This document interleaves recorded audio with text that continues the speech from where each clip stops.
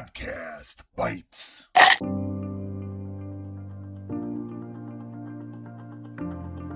Welcome to the ATP Project. You're with your hosts Steve and Jeff. G'day, mate. It's so different to kids these days. They don't do any of this sort of stuff that we used to do as a kid. I had a big scar on my elbow there from jumping, trying to jump 4 rubbish bins. And my logic was that I could do 3.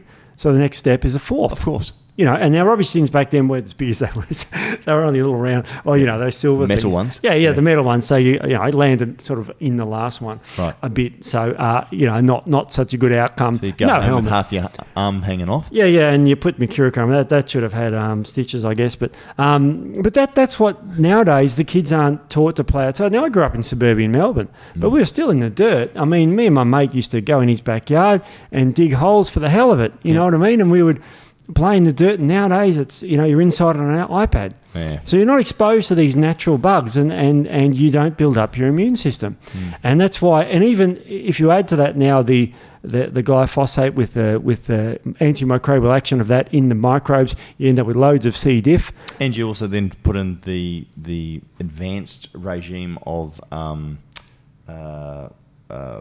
injections. What do they call them? Immunisations. Immunisations, which again means that people are not getting the natural bugs themselves, so their immune system is not challenged in that way. Yep. Like there's a whole lot of things where we've really changed. Our food's changed, medicine's changed, overuse of antibiotics in our food, glyphosate, chemicals in the air. I mean, go back 100 years, our bodies are probably dealing with hundreds, if not thousands, of chemicals every year that went around 100 years ago.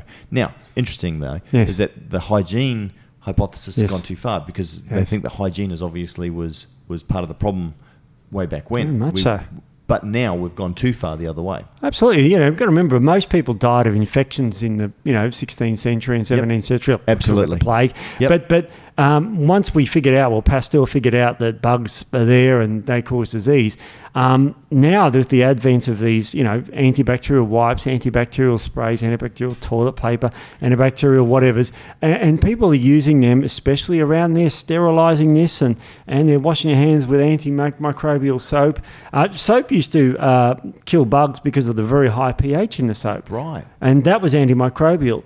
But now they've got more scientific, because that dries your hands, so you can't have dry hands. So they give you a moisturiser with an antimicrobial in it, which causes further resistance. Well, the funny thing is that, like, I fly a lot, Steve. Yeah. And one of the things that I see a lot of people reaching for, and don't blame them, as those antibacterial things, you're sort of touching where other people are picking their nose and stuff. Yeah. It's pretty gross. Yeah. But colloidal silver and or thieves oil, which we've given out the recipe before, which is really cool, and it smells nice too. Yeah. Kind of come out smelling all clovey and cinnamony. It's absolutely beautiful. Yeah. So these sort of bug phobia that we have is really turned too far, as you correctly said, but the level of it at kids and everything, because you're not being a good parent unless you're antimicrobializing everything in the kitchen and whatever.